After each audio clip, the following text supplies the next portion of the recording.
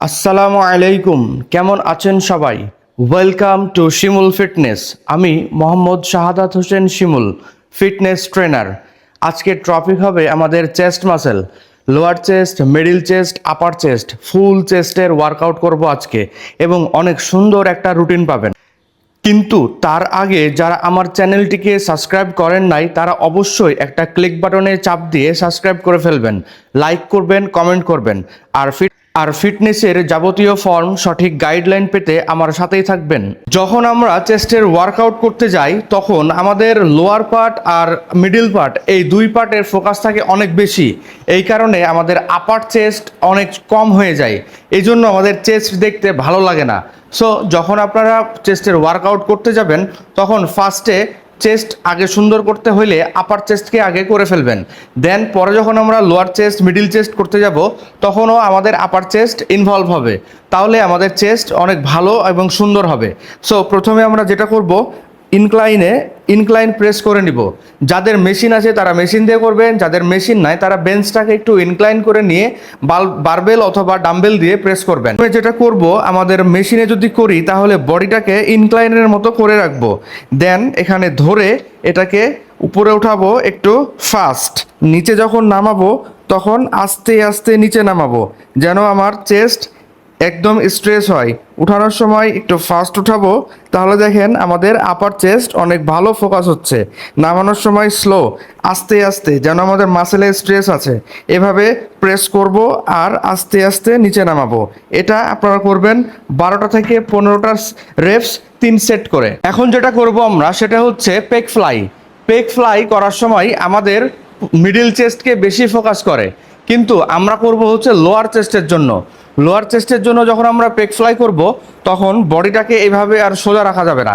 তখন কি করতে হবে, সিটের ওপরে প্রেসার দিয়ে বডিটাকে এইভাবে উঠাই নেবেন। দেন এইভাবে আমরা গ্রিপ করব, করার পরে চেস্ট আপ। যখন পুশ করব তখন এভাবে একটু ফাস্ট পুশ করব, যখন ছাড়বো তখন আস্তে আস্তে ছাড়বো। এটা করার সময় আমাদের লোয়ার ব্যাক তো, লোয়ার চেস্ট তো ফোকাস করবেই, তার সাথে আমাদের আপার চেস্টও অনেক ভালো ফোকাস করবে।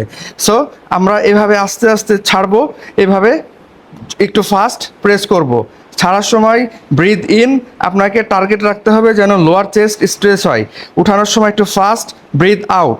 এটাতেও আমি যেটা এর আগে বলেছিলাম যে আমাদের বেঞ্চ প্রেস করি বা ফ্লাই করি বা লোয়ার চেস্টের ওয়ার্কআউট করি, আমাদের আপার চেস্টও ইনভলভ থাকে। সো আমরা যখন এটাকে এইভাবে প্রেস করব তখন আমাদের লোয়ার চেস্টও থাকবে, আবার আপার চেস্টেও কাজ করবে। এই জন্য সবার আগে আমরা ইনক্লাইন করে নিব, দেন আমরা পরের ওয়ার্কআউটগুলো করব।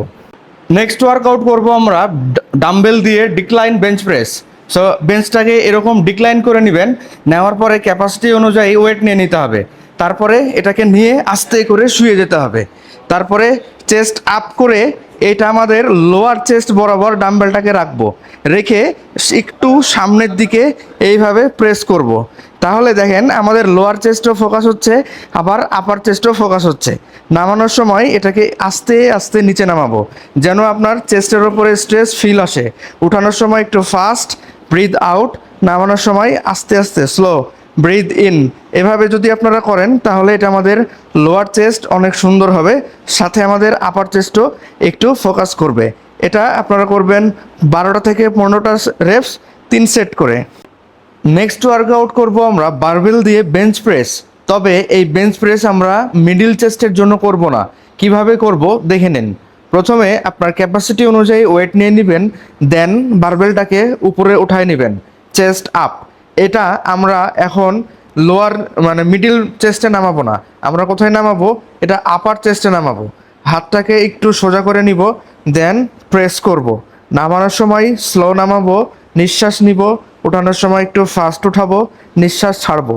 এটা করলে আমাদের আপার চেস্ট সহ মিডল চেস্ট দুটোই ফোকাস করবে।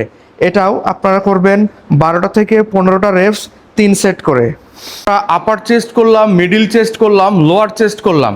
এরপরেও অনেকের চেস্ট সুন্দর হয় না। কি কারণে সুন্দর হয় না, আমাদের চেস্টের মাঝখানে এই শেপটা আসে না, এবং আমাদের এই মাসেল কখন অনেক চ্যাপ্টা থাকে, এভাবে ফুলে ওঠে না।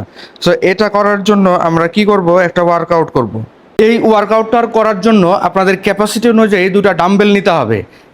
দেন বেঞ্চটাকে আমরা একটু ইনক্লাইন করে রাখবো। তারপরে এখানে বসে গিয়ে ডাম্বেল দুইটাকে উপরে উঠায় নিব। ডাম্বেল দুইটাকে জোড়া লাগায়ে হাতটাকে একটু পেছনে নিব। দেন এই ডাম্বেল দুইটা আমাদের চেস্টের লোয়ার চেস্টে নামাতে হবে। উঠানোর সময় একটু ফাস্ট উঠাবো, তাহলে দেখেন আমাদের চেস্টের মাঝখানে অনেক সুন্দর কাজ করছে। নামানোর সময় স্লো, আমাদের মাসেল স্ট্রেস। উঠানোর সময় একটু ফাস্ট, মাসেলের উপরে কন্ট্রাকশন।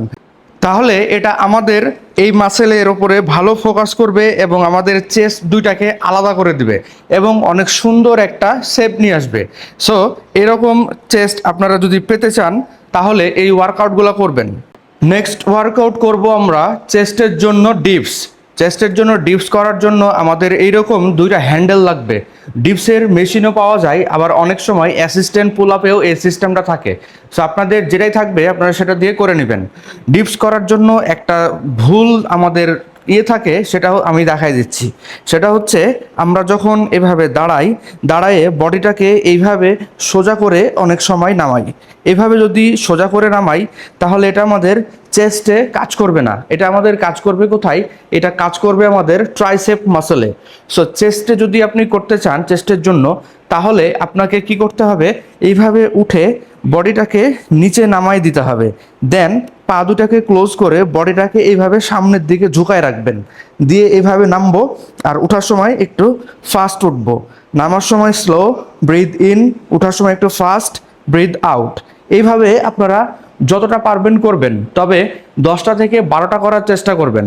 এই ওয়ার্কআউটটা আমাদের চেস্টের সাইড মাসেল এবং লোয়ার মাসেলকে টার্গেট করে।